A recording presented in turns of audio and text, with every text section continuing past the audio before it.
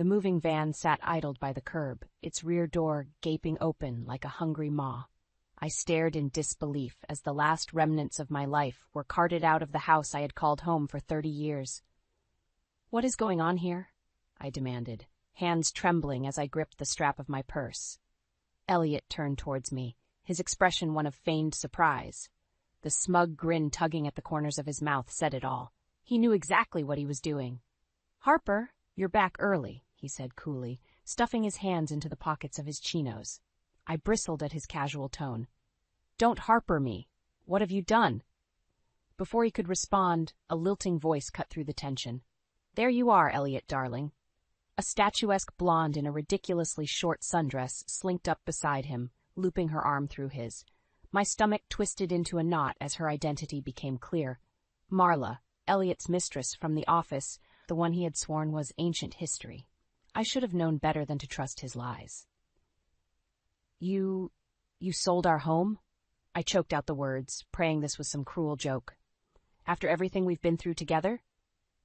Elliot opened his mouth, but I barreled on, anger and hurt swelling within me.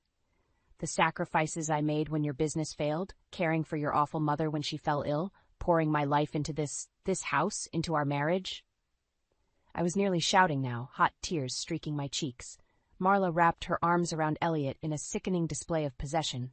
"Don't get hysterical, Harper. It's just business." Just business. After 30 years of partnership, of struggling and persevering side by side, he was tossing me aside like a used rag. For her. I rounded on Elliot, squaring my shoulders. "You lying, cheating snake, you're willing to destroy everything we built together for this?" Elliot avoided my gaze, the muscles in his jaw twitching. He knew he had been caught red-handed in his web of deceit. The seconds ticked by in silence, the only sound the sudden clatter as the movers heaved the last of our belongings into the van. It was really happening. The man I had loved and trusted above all else had betrayed me in the cruelest way imaginable. Marla sneered at me over Elliot's shoulder. "Time to move on, Harper. This is our new beginning." Their smugness was more than I could bear. Squaring my shoulders, I jutted my chin defiantly at the pair. "You want a new beginning? Fine, but mark my words, this isn't over." Turning on my heel, I stalked away from the home I had poured my heart and soul into, leaving the shattered remains of my marriage behind. The game was on. Elliot and his mistress had started a war, and I would be damned if I went down without a fight. I barely slept that night, that the image of Elliot smugly carrying on with his mistress scorched into my mind. How could the man I had loved, the father of my children, be so callous and cruel? My anger simmered as I paced the guest room of Alex's apartment, the temporary living situation doing nothing to soften the sting of Elliot's betrayal. I had given that man everything, my unwavering support through hard times, my love and loyalty for 3 decades. And this was how he repaid me? The shrill ring of my cell phone sliced through the tense silence. Jenna's name flashed across the screen. "Mom?" Her voice wobbled with unshed tears. "Is it true what Alex told me? Dad left you for some young thing?" My chest tightened. Having to explain this nightmare to my children was almost worse than living through it myself. They had always looked up to their father, despite his litany of shortcomings over the years. "I'm so sorry, honey. Your father and we're getting divorced." I cringed at how matter-of-fact the words sounded, like I was reporting groceries rather than the imminent dissolution of my marriage. Angry silence crackled down the line. When Jenna spoke again, her tone was low and uncompromising. "That selfish bastard, after everything you sacrificed for him and this family?" She broke off in a choked sob. "Mom, I'm coming over. We're going to get through this together." "Thank you, sweetie," I murmured, feeling a surge of pride at my daughter's fierce loyalty. At least I could count on my children, despite their father's despicable actions. A few hours later, Jenna burst into the apartment, red-faced and bristling. Alex sat slouched on the sofa, his expression one of carefully restrained rage. "That low-life piece of scum," Jenna spat, flinging herself into the armchair beside me, "throwing away 30 years of marriage for a cheap fling? Unfreaking believable." "Jenna," Alex warned in a low voice. "No, Alex, I won't stay quiet. He humiliated Mom in the worst way." She wheeled towards me, eyes blazing. Please tell me you're taking him for every last penny." I studied my daughter's fierce protectiveness and loyalty, my heart swelling despite the misery of my circumstances. This was the family I cared about, the ones who had my back no matter what. Squaring my shoulders, I returned Jenna's determined stare. "You're damn right I am. If that rat bastard Elliot thinks he can just discard me and our marriage, he has another thing coming." My gaze slid towards Alex, who gave a somber nod of agreement. A muscle twitched in his clenched jaw. "We're with you every step of the way, Mom. Just let us know whatever you need." In that moment, I felt a surge of resolve. Elliot and his mistress had detonated a bomb that shattered my life into pieces, but if he thought I would go down without a fight, he was gravely mistaken.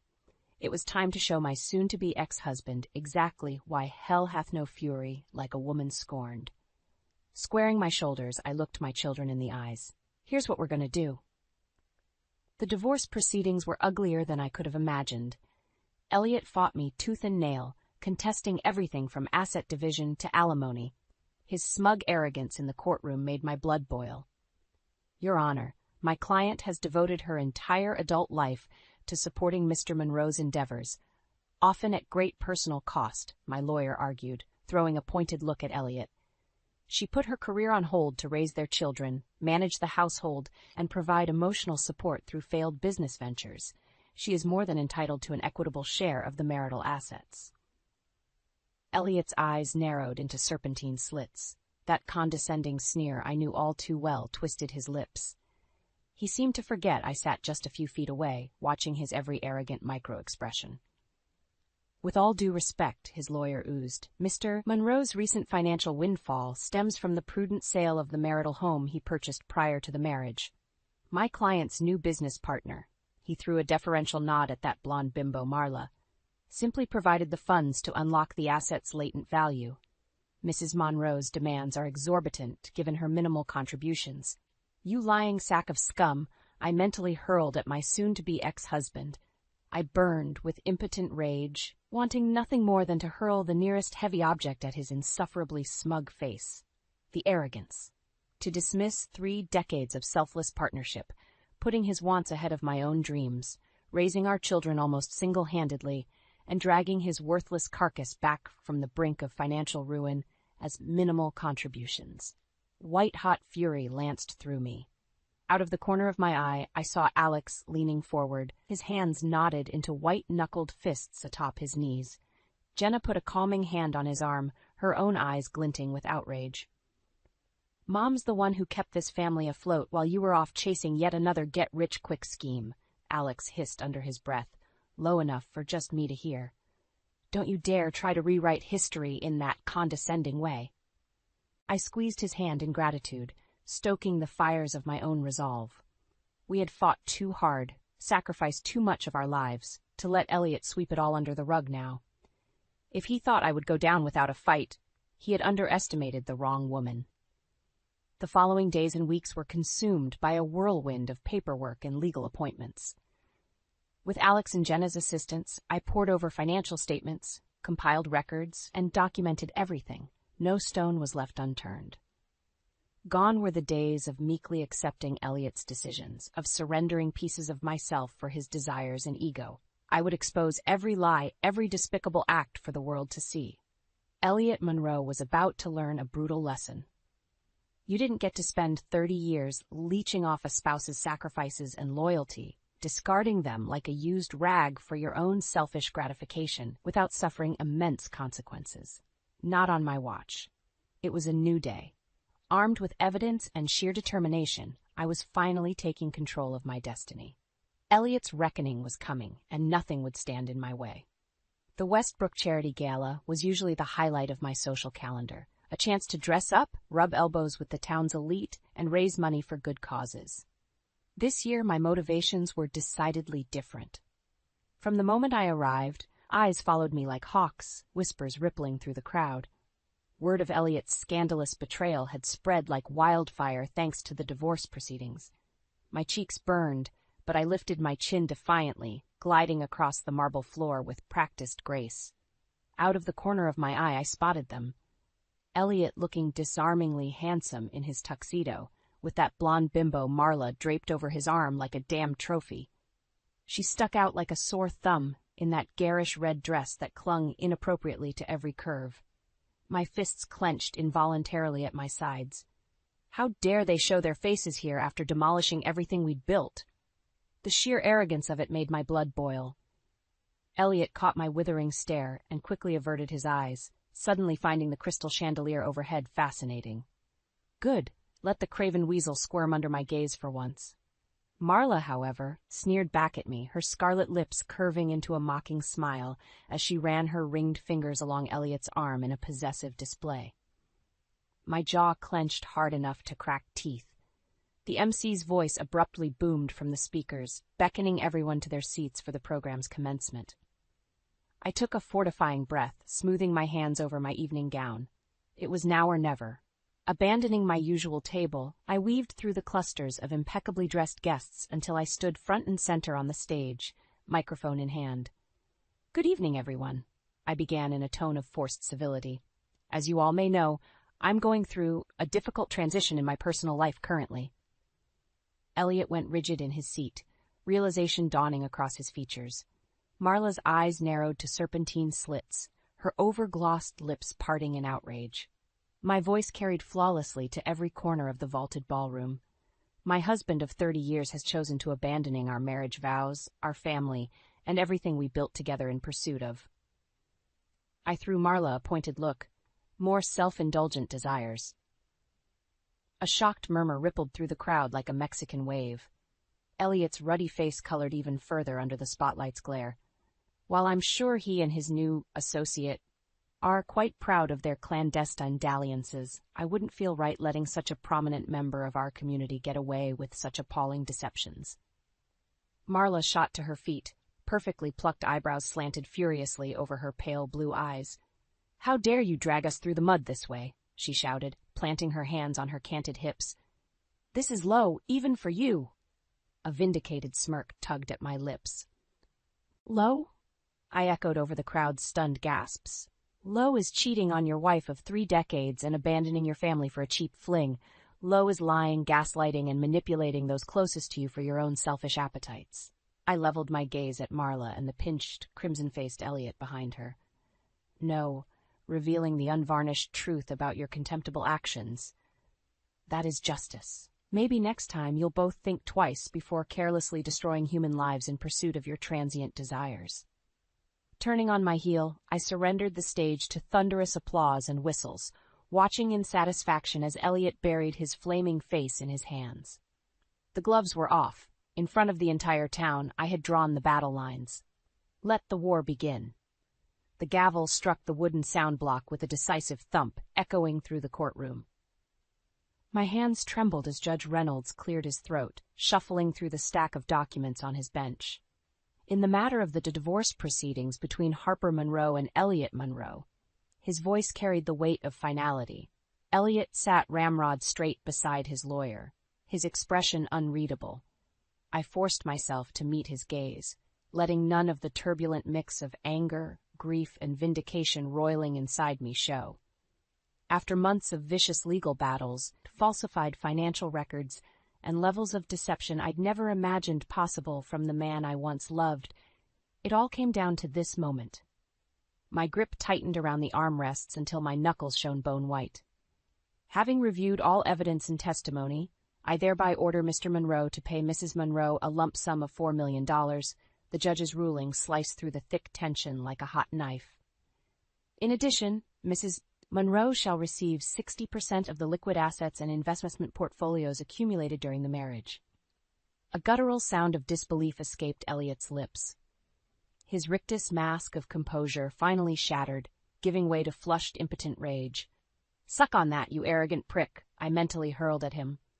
Furthermore, Judge Reynolds spoke over Elliot's sputtering, "Mrs. Monroe is awarded full ownership of the Monroe residence on Summit Hill Road, free and clear of all liens or encumbrances." My heart stuttered in my chest as the enormity hit me. He was giving me back the home Elliot had so gleefully sold out from under me.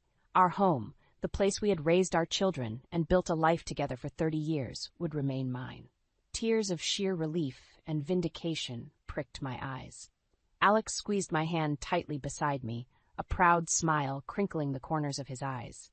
"That lying snake got exactly what he deserved," he murmured under his breath. Jenna leaned across him and enveloped me in a fierce hug, openly weeping tears of joy. Beyond them, Elliot sat utterly motionless, his face drained of all color. The full weight of his actions had finally caught up with him. As I strode triumphantly from the courtroom to raucous cheers and applause from my friends and supporters, I was vividly reminded of the scorpion and frog fable. Elliot had thoughtlessly stung me, his faithful partner who carried him across the tumultuous waters of life, and now he would drown in the consequences of his treachery.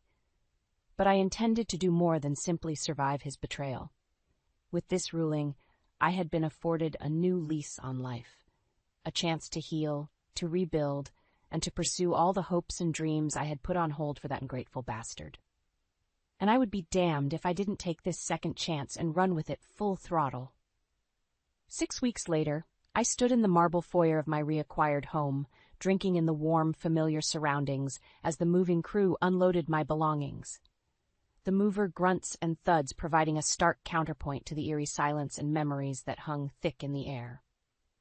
This place had been the backdrop to my once happy marriage, the birthplace of cherished family memories, unbreakable bonds between husband and wife, and dreams of growing old together.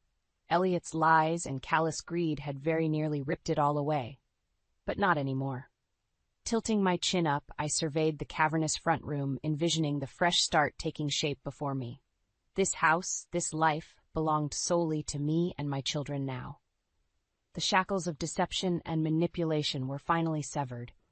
It was time to reclaim my dignity, my identity, and take that first defiant step into my bold new chapter. Just when I thought I was finally free of Elliot's treachery, the other shoe dropped with a sickening thud. "You're doing what?" I sputtered, gaping at Jenna over the breakfast bar. She slid a sleek brochure across the granite countertop toward me with a grim look. "Dad and Marla are opening up some sort of luxury bed and breakfast." My stomach twisted into a queasy knot as I scanned the high-gloss photos advertising their premier inn and chateau in a pristine mountain setting. I could only imagine how much of my divorce settlement went into funding this mockery. "That arrogant son of a bitch," I hissed under my breath. "The place opens in 3 months," Jenna continued, fire blazing behind her eyes. "Using the cash he swindled from selling our home, no less." Bitter bile burned the back of my throat. Of course that weasel Elliot wouldn't be content until he'd twisted the knife one last time, flaunting his ill-gotten trophy acquisition in a lavish new business venture. It was the ultimate insult. In that fateful moment, something inside me hardened like carbon under immense pressure. Elliot had made his move, ramming home just how little our marriage and my sacrifices had ever meant. The gloves were officially off. "You know what?" I said, looking up at Jenna with a steely determination. "Two can play at this game." Over the next couple weeks, I quietly put my business skills to work. Between the millions from my divorce settlement, unbridled passion, and an unquenchable drive to crush Elliot once and for all, those old familiar thrills of strategizing and building something from the ground up reignited hot in my veins. Before long, the pieces fell into place with impeccable precision.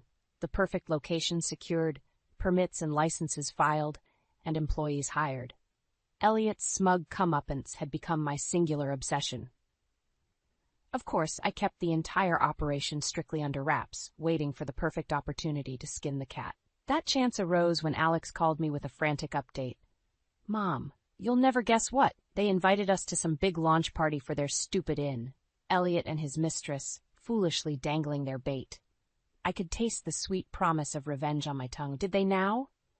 I purred into the phone. My son's confusion was palpable. 2 weeks later, Elliot and I stood amidst the opulent trappings of his Monroe Inn and Resort launch gala. With a bored flick of the champagne flute, I signaled Alex to join us by the towering picture windows. Elliot's serpentine gaze immediately narrowed with displeasure, so predictable. "I must congratulate you both on this quaint establishment," I began. My tone dripped with sugary condescension. Marla bristled, straightening the tight bodice of her obscene cocktail dress. "Why, Harper, how big of you to join our celebration." Elliot merely stared at me, dumbfounded. Although, I can't help feeling it's missing. Something. I paused dramatically, watching fresh color bloom across his cheeks. Some competition, if you will, to keep you on your toes. Competition? His voice finally barked out a brusque response. What the devil are you talking about? With a serene smile, I looped my arm through Alex's elbow. Why don't I show you both instead? We swept through the ballroom, Elliot and his trampy mistress gawking like hooked fish at our heels. A bank of French doors waited at the opposite end, where the remainder of my crew hovered in anticipation. Elliot, Marla, welcome to the grand opening of the Chateau Sophia. At my signal, the doors swung wide, revealing the sprawling vista of the property I had meticulously assembled to be bigger, bolder, and infinitely more upscale than their paltry imitation. Their jaws dropped in horror at the sight. You didn't really think I was going to let you prance around with my life's work unchallenged, did you? My eyes glittered with malicious glee. As my new employees swarmed the terrace behind me, a messenger arrived with urgent news for Elliot. His backers were pulling funding over the 11th hour competition. The arrogant blowhard gaped at me, the color rapidly draining from his blustered features. I offered a mocking toast of my champagne glass. To new beginnings, darling. Welcome to the hospitality wars. The opening months of the Chateau Sophia could hardly have gone better. Our elegant, rustic chic accommodations and curated experiences were an immediate hit, drawing rave reviews and becoming the area's hottest destination. In stark contrast, Elliot's half-baked Monroe Inn and Resort limped along in obscurity. Their online listings were littered with scathing critiques, shabby decor, subpar amenities, and painfully amateurish service chief among the complaints. Seeing that arrogant blowhard receive his long-overdue comeuppance was more satisfying than I could have possibly imagined. Each scathing review, every vacant room, and negative press mention further cemented his colossal failures as both a businessman and human being. Every few weeks, I would gather my team for an all-hands meeting to align our strategy. More than once, Elliot's petty attempts at sabotaging my operations through underhanded tactics were uncovered and swiftly neutralized. The bastard tried bribing the Campbell family to leave us a scathing review, Renee, my operations lead, told me one afternoon. A contemptuous sneer twisted her lips, as if a wealthy clan like that would ever sully their reputation for a few measly bucks. I waved a dismissive hand, hiding my vindicated smirk behind a sip of coffee. That's just how low Elliot will stoop. He's flailing desperately to stay afloat, but it won't be enough. Sure enough, it was barely 2 months into our heated battle for hospitality supremacy that the unraveling began. Rumor had it, Elliot was hemorrhaging cash at an unsustainable clip, having wildly underestimated startup costs and failing to gain a foothold in the market. When the foreclosure notices started appearing in the local paper's legal announcements, I couldn't resist a wry smile of triumph. Textbook overconfident arrogance, bulldozing ahead without doing his due diligence. It was so quintessentially Elliot. Later that week, Alex forwarded me a scathing article about the pending closure of the Monroe Inn. Turns out Elliot had stopped paying vendors, staff, and underlying creditors in a desperate bid to keep the facade going. His investors, those few who hadn't already pulled their funding, were going to get hosed. The comments section was a virtual bonfire of schadenfreude, with locals and former patrons alike torching Elliot for his litany of failures. Just desserts for such a prolific liar and cheat. Not long after, I found myself across the polished alderwood desk from the one and only Elliot Monroe. He was noticeably haggard, the last bastions of his smarmy confidence crumbling under the crushing weight of his debacle. I'm destitute, Harper, he admitted in a hoarse tone, unable to meet my unblinking stare. The business, the investors, it's all gone belly up. I have nothing. The disgraced charlatan finally confessing the depths of his depravity should have felt enormously vindicating. Instead, I just felt hollow, numb to the man whose betrayal had nearly decimated my soul. After everything you did to me, to us, I murmured, gesturing between us. Did you really think I was just going to roll over and let you win? His jaw clenched, tendons straining beneath his ruddy skin. I leaned forward, holding his gaze with steely determination. Wake up and face reality, Elliot. You're an arrogant, insecure little man whose own reprehensible actions orchestrated this downfall. All I did was give you the chance to reap what you've sown." My office abruptly felt too small, the air heavy with decades of simmering resentments. This confrontation had been a long time coming. "Please." The broken whisper escaped Elliot's lips. I waited for the rest, but he seemed to shrink further in on himself, deflating like an untied balloon. In that moment, I realized just how profoundly over him I was.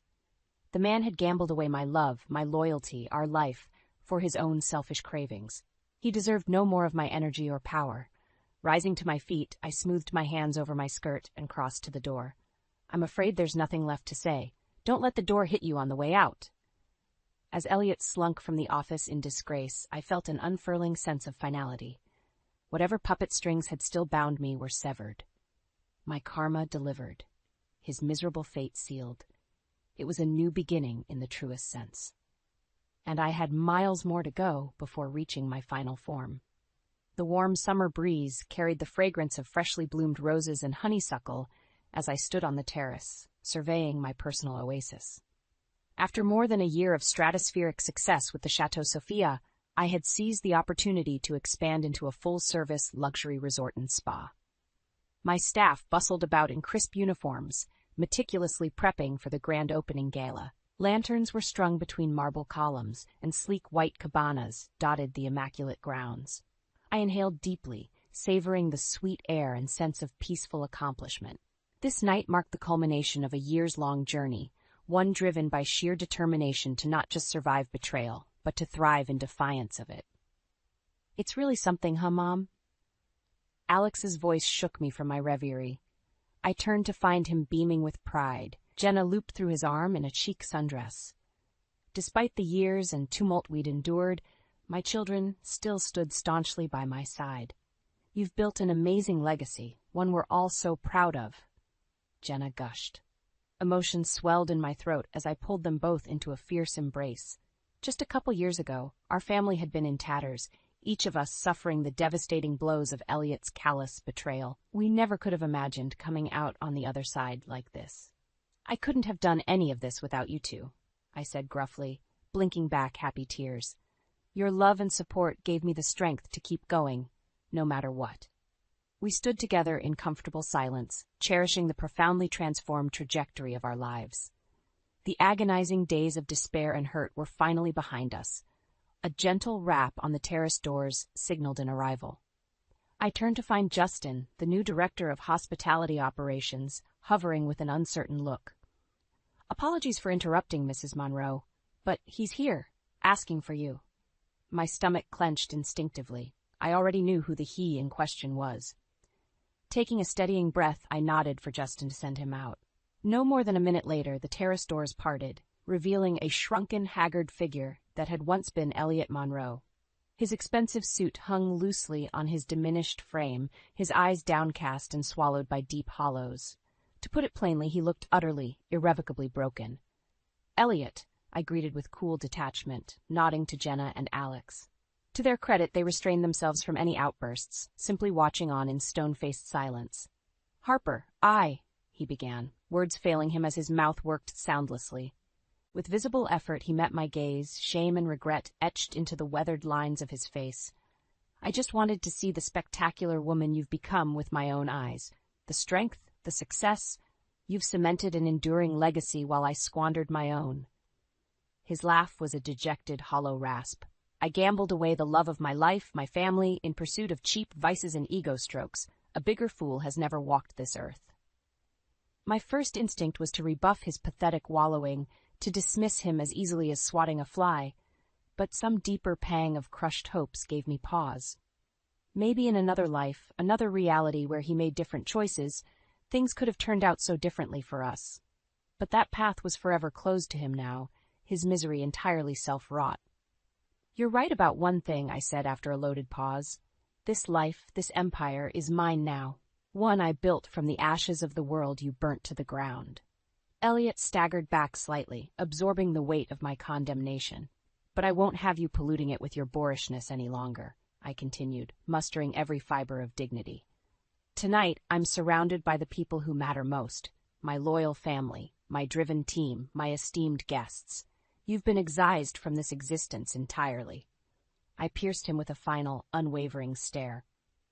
Now, get off my property before I have security remove you. Without another word, the shell of the man who had once been my husband turned and shambled away in disgrace.